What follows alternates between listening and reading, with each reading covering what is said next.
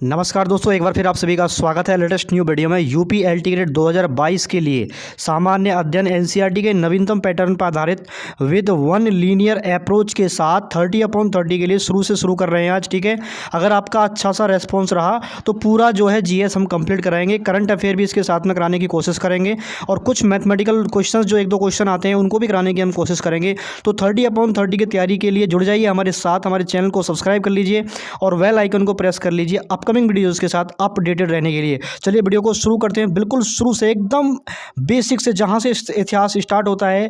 पहले हम इसमें हिस्ट्री स्टार्ट कर रहे हैं। ठीक है, चलिए हम वीडियो को शुरू करते हैं। तो चलिए शुरू से शुरू करते हैं भारतीय इतिहास। ठीक है, भारत के इतिहास को हम एक स्ट्रक्चर की हेल्प से समझेंगे। देखिए, इतिहास को याद रखने का एक ही तरीका है और कोई दुनिया में इसका तरीका नहीं है कि आप इसको क्रम वाइज पढ़ें। और क्रम वाइज प्रस्तुत करने के लिए मैं आपके लिए लेकर आया हूं एक स्ट्रक्चर भारतीय इतिहास का। अगर आप इतना अपने माइंड में इस चीज को रख लेते हैं, इतना अपने माइंड में इस तस्वीर को छाप लेते हैं, तो समझ लीजिए कि इतिहास पढ़ना आपके लिए बहुत आसान हो जाएगा। ठीक है, जो कभी इतिहास नहीं पढ़े हैं वो भी इतिहास को अच्छे से समझने लगेंगे। बस इसका यही तरीका है कि आप इसे क्रम वाइज पढ़ना है। ठीक है, तो उस क्रम को बताने के लिए प्रत्येक चीजों को इसमें बता के चलूंगा आपको। ठीक है, स्टेप बाय स्टेप आप ध्यान से देखेंगे यहाँ पर कि भारत का इतिहास। देखिए, भारत का इतिहास को 3 पार्टों में देख रहे हैं, यहाँ पे 3 पार्टों में डिवाइड किया गया है। ठीक है, 1, 2 और इस तरीके से ये 3। तो यहाँ पर ये मिस्टेक से यहाँ पर क्या कर दिया, ये 3, 2 कर दिया है। ठीक है, तो 3 पार्टों में ये डिवाइडेड है। आप यहाँ पे सबसे पहले हम बात करें प्राग ऐतिहासिक काल। देखिए, मैं आपको कहूँ कि इतिहास के बारे में अगर आपको नॉलेज करना है तो सिर्फ उनका जो पिछले का बैकग्राउंड है उनके बारे में जानना बहुत जरूरी है। ठीक है, तो जैसे आप यहाँ पर देखेंगे कि प्राग ऐतिहासिक काल को देखो कैसे अलग किया गया है। तीनों काल ये कैसे कैसे बनाए गए हैं।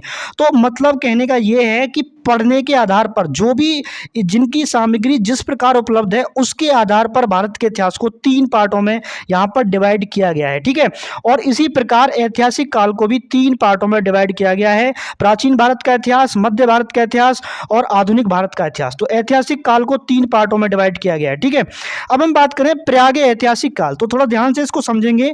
इतिहास का वह भाग जिसके अध्ययन के लिए पुरातात्विक सामग्रियां उपलब्ध हैं, यानी कि जिसको समझने के लिए हम पुरातात्विक सामग्रियों का सहारा ले सकते हैं, सिर्फ उस काल को प्राग ऐतिहासिक काल कहा गया है। आई होप आपको इतना समझ में आ गया होगा। अब यहाँ पे देखेंगे कि प्राग ऐतिहासिक काल को 3 पार्टों में डिवाइड किया गया है। नंबर 1 है पुरापाषाण काल, नंबर 2 है, ठीक है, मध्य पाषाण काल, नंबर 3 है नवपाषाण काल। ठीक है, इनके बारे में क्रम वाइज क्रम जो फैक्ट है इंपोर्टेंट, नेक्स्ट वीडियो में इसके बारे में डिस्कस करेंगे। सिर्फ इस वीडियो में हम इंट्रोडक्शन कर रहे हैं, इनको जान रहे हैं जो आपको इतिहास अच्छे से समझ में आ जाए।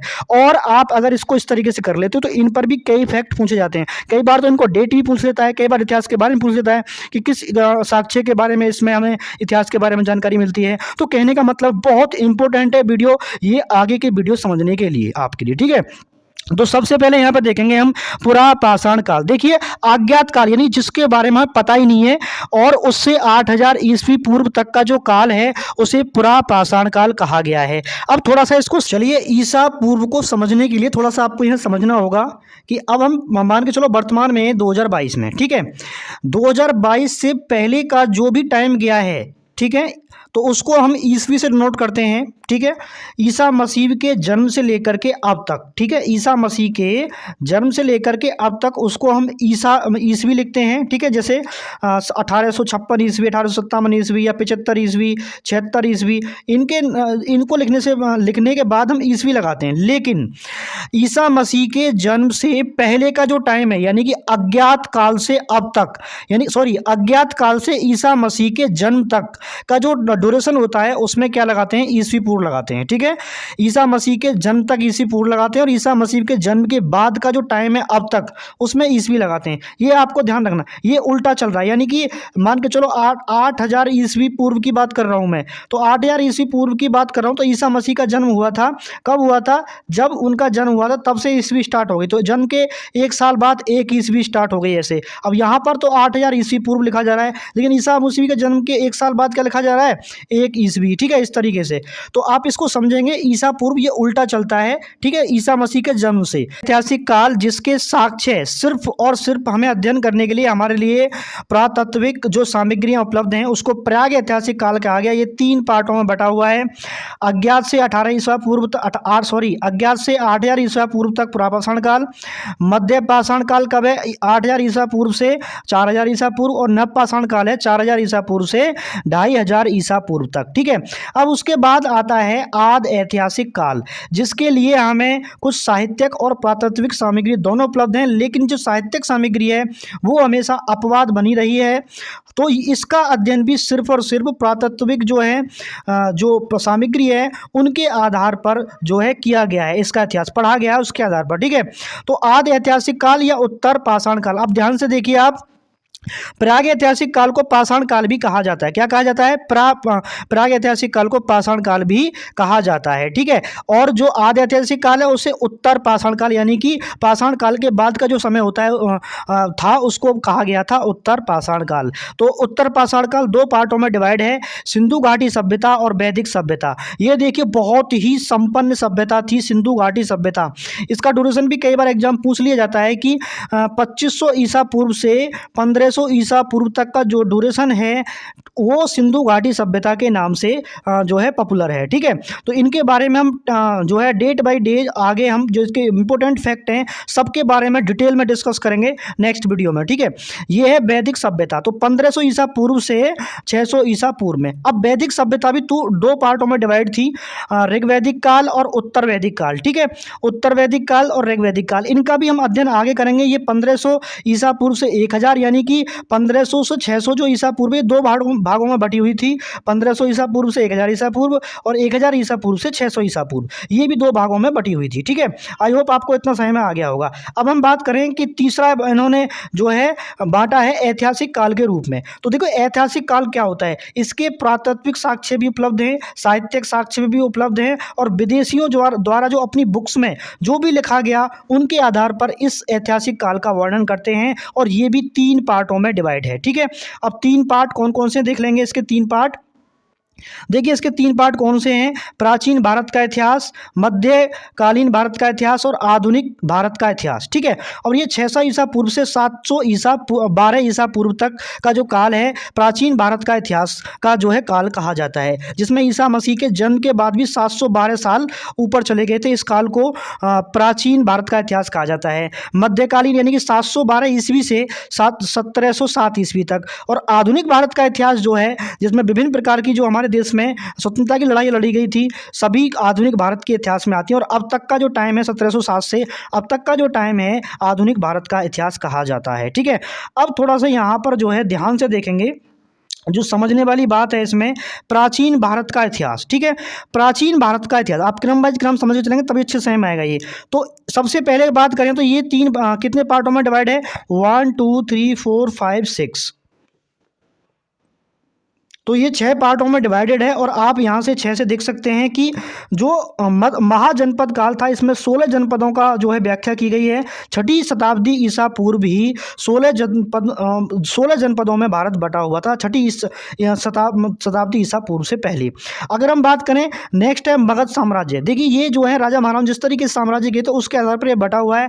मगध साम्राज्य आपको पता होगा कि मौर्य साम्राज्य से पहले धनानंद मगध पर राज्य करता था, और धनानंद ने चंद्रगुप्त मौर्य ने धनानंद को मारकर उस पर मौर्य साम्राज्य स्थापित किया था। फिर बिंदुसार उसका जो है बेटा और उसका बेटा अशोक, ठीक है, जिसके नाम पर आज जिसका जो है साम्राज्य से अशोक चिन्ह भी आजकल लिया गया है उसके इतिहास से। ठीक है, तो और भी इसमें काल थे मौर्य साम्राज्य में, संगम काल, चेर, पांड्य और चोल। तो ये सभी इसके पैरेलल काल जो है इसके कहे जाते हैं।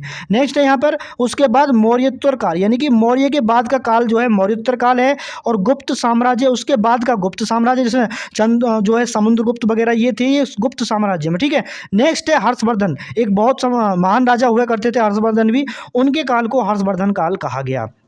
अब हम यहाँ पर देखेंगे थोड़ा सा ध्यान से कि मध्यकालीन भारत का इतिहास। तो मध्यकालीन भारत का इतिहास भी देखिए यहाँ पर 2 पार्टों में डिवाइडेड है। ठीक है, मध्यकालीन भारत का इतिहास 2 पार्टों में डिवाइड है, पूर्व मध्यकालीन और उत्तर मध्यकालीन। तो ये भी कई बार शताब्दी के बारे में पूछ लेते हैं। तो 8वीं ध्यान से देखेंगे यहाँ पर 8वीं शताब्दी से 13वीं शताब्दी तक पूर्व मध्यकालीन, और 13वीं शताब्दी से 18वीं शताब्दी तक उत्तर मध्यकालीन काल कहा जाता है। अगर आपको इसका स्क्रीनशॉट का PDF डाउनलोड करना है तो इसी वीडियो के डिस्क्रिप्शन में इसका PDF मिल जाए, सॉरी इसका स्क्रीनशॉट मिल जाएगा, आप उसे आराम से डाउनलोड कर सकते हैं। ठीक है, तो नेक्स्ट हम देखेंगे, देखो नेक्स्ट यहाँ पर थोड़ा सा मैं इसको स्क्रॉल कर लेता हूँ। देखिए यहाँ पर आप देखेंगे कि जो मध्य भारत का इतिहास है, ठीक है, मध्य भारत का इतिहास है, मध्यकालीन जो भारत का इतिहास है, थोड़ा ध्यान से इसको देखेंगे। आप यहाँ पर देखेंगे मध्यकालीन भारत का इतिहास, ध्यान से देखेंगे आप इस तरीके से। तो मध्यकालीन भारत का इतिहास भी बहुत डिटेल है, तो उसमें पूर्व मध्यकालीन और उत्तर मध्यकालीन था। ठीक है, तो 8वीं शताब्दी से 13वीं शताब्दी का पूर्व मध्यकालीन और 13वीं शताब्दी से 18वीं शताब्दी तक, यानी कि अब तक वो है उत्तर मध्यकालीन। ठीक है, 18वीं शताब्दी तक। अब यहाँ पर ध्यान से देखेंगे कि यहाँ पर दे रखा है उत्तर भारत, दक्षिण भारत और दक्षिण भारत। तो पूर्व मध्यकालीन में भारत 3 पार्टों में डिवाइडेड था, इस तरीके से उसका जो इतिहास है। और अब यहाँ पर देखेंगे उत्तर भारत का भी जो इतिहास है 2 पार्टों में डिवाइड है। तो यहाँ पर देखोगे ये पाल वंश, सेन वंश, प्रतिहार वंश, ये सभी जो है वंश थे, और राजपूत वंश है इसमें लास्ट। और उत्तर भारत के अब यहाँ पर देखेंगे चौहान वंश और दिल्ली सल्तनत का भी उत्तर भारत में इसमें डिस्कस किया गया इतिहास में। अब यहाँ पर देखेंगे दक्षिण भारत के इतिहास में देखिए चालुक्य और राष्ट्रकूट जो है राजवंश थे, इन्होंने शासन किया था। और दक्षिण भारत के आप ध्यान से देखेंगे चेर वंश, चोल राजवंश, पांडे राजवंश और पल्लव राजवंश, इनसे बहुत क्वेश्चन पूछे जाते हैं LT ग्रेड एग्जाम में, ध्यान से कर लीजिएगा। ठीक है, मैं सबको एक एक point by point next video में करा के चलूंगा। अगर आप पूरी सीरीज देखते हैं, अच्छा रिस्पांस रहता है, तो पूरी सीरीज हम इसकी आपको कंप्लीट कराएंगे, पूरा इतिहास। ठीक है, इतिहास, भूगोल जो भी है, मतलब अर्थशास्त्र जो भी है, सब भारत का कॉन्स्टिट्यूशन, इंडियन कॉन्स्टिट्यूशन पूरा कंप्लीट करा के चलेंगे। अगर अच्छा सा रिस्पांस इस वीडियो को मिलता है, आप सभी अपने 5 दोस्तों में इसको शेयर कर सकते हैं। 5-5 का आप क्रम कर सकते हैं, 5 दोस्तों के पास इसे शेयर कर सकते हैं जो आपके ज़्यादा खास है, जो इसकी तैयारी कर रहे हैं, जिसे उनको भी इस चीज़ का फायदा मिल सके। ठीक है, तो नेक्स्ट है उत्तर भारत और दक्षिण भारत और दक्षिण भारत। तो उत्तर मध्यकालीन भी ये 2 पार्टों में डिवाइडेड है। यहाँ पर देखेंगे उत्तर भारत में देखेंगे यहाँ पर राजपूत और राजपूत शासन और दिल्ली सल्तनत और मुगल साम्राज्य। ठीक है, सबको डिटेल में नेक्स्ट वीडियो में करा के चलेंगे। नेक्स्ट है दक्खन, यहाँ पर देखेंगे विजयनगर और बहमनी और मराठा। और यहाँ पर देखेंगे दक्षिण भारत में पांड्य और होयसल साम्राज्य। ठीक है, तो इनके बारे में डिस्कस करेंगे नेक्स्ट वीडियो में। अगर वीडियो को आप यहाँ तक देखते आ गए तो प्लीज़ हमारे चैनल को सब्सक्राइब करें अपकमिंग वीडियोस के साथ अपडेटेड रहने के लिए। वीडियो देखने के लिए धन्यवाद। जय हिंद।